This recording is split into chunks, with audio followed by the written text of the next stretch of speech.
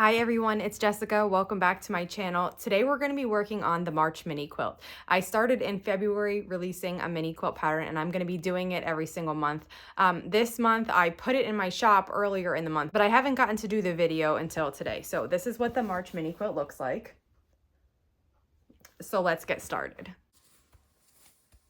I'm working on the March mini quilts today. So I released this pattern earlier in the month, but I didn't announce it here that I released it, and I haven't gotten to the video until now. So, you know, we're a little late in March, but let's make this and still fix it up. So I have all my pieces cut out. The pattern is written as a scrap pattern, so you can use your scraps.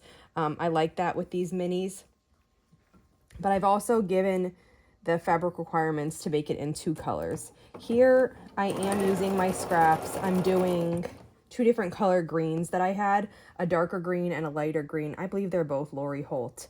And then the white that I had, it's left over from another project. It's called Porcelain. It's more of like a creamy white. But I think it looks nice, and you know, like I said, even though I'm late with getting this together, I still want to finish it. And then hopefully I'm gonna move right on to April because we're approaching April. And I'd like to get that pattern, you know, out into my shop and then made here on the channel. But, you know, let's start with March. Let's start with March and we'll see where we go. So right now I'm just making the center. I have all my pieces cut out. This mini uses squares and rectangles and then half square triangles. So I have all my 4 patches made and I have all my half square triangles made.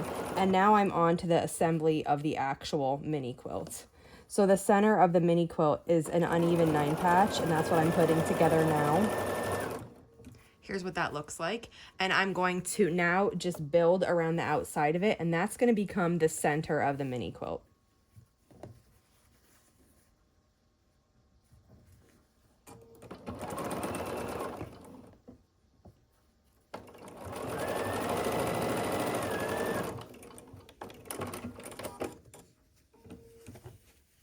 I have the center of the block here, and I really like it. I wanted to do some kind of chain for March because it's the month of St. Patrick's Day, so I thought an Irish chain would be appropriate. It's not exactly an Irish chain, but it has some chains in it, and I like the look of that. So this is the center.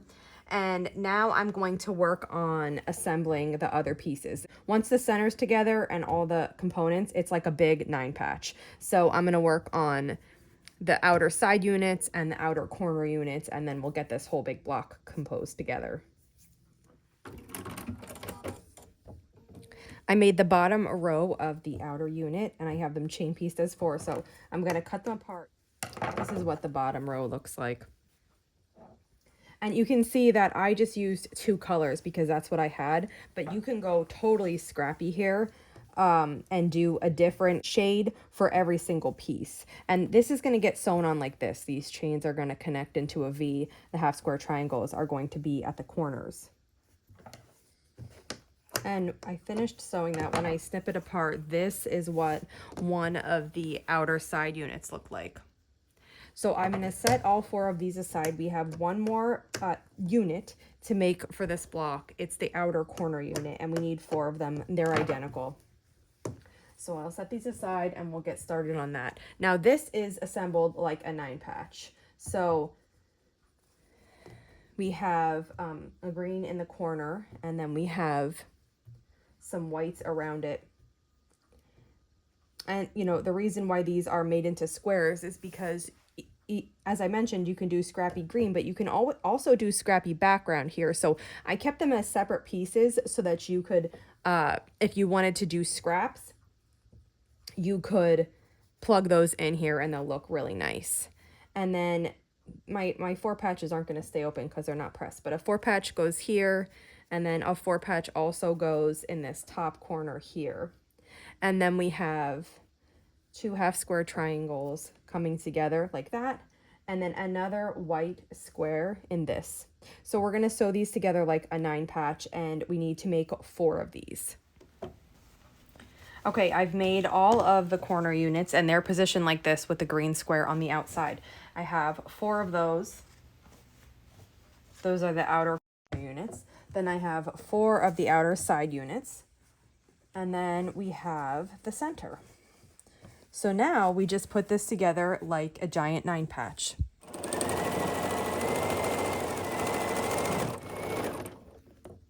I'm on the final little bit of this and it needs to be pressed, but I can't wait to show you. So it's big. Let's see if we can see it from here. So here's the top, here's the center.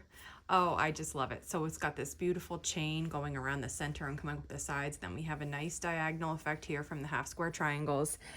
Let's get this pressed and I'll show you the whole thing. I've pressed the mini quilt and I set it up here on my long arm. I have like just the right amount of backing underneath and I have my batting hanging over just a tiny bit. It's a batting scrap, so it's like a long, skinny one. And I've just started quilting. The pantograph that I'm using is called Diamonds Are Forever. I thought it would look nice on here, so I'll let this quilt out a little bit and then I'll show you what it's looking like. Here's how it looks so far. I only have 2 passes left. I really like this quilting design. Again, it's called Diamonds Are Forever, and I've used this quite a few times. It looks really nice on everything that I've used it on so far, but I thought it would look specifically nice on this quilt. Here's what the mini quilt looks like with the quilting finished on it. I just pulled it off and I trimmed it. I decided to use this fabric for my binding, so I'm going to get my strips cut out and start binding this.